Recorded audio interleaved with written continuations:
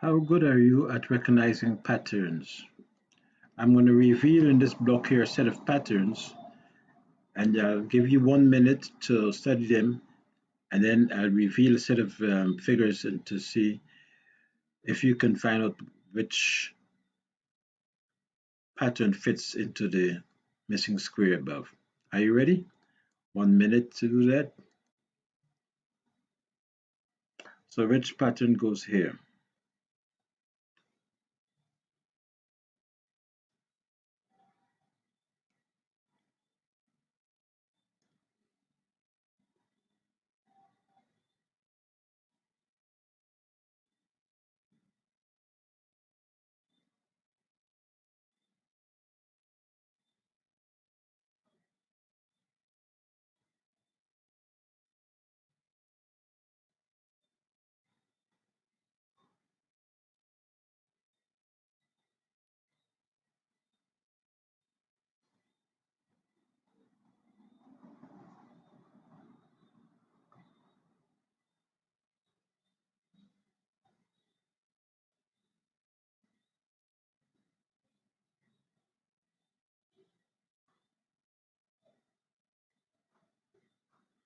Time's up.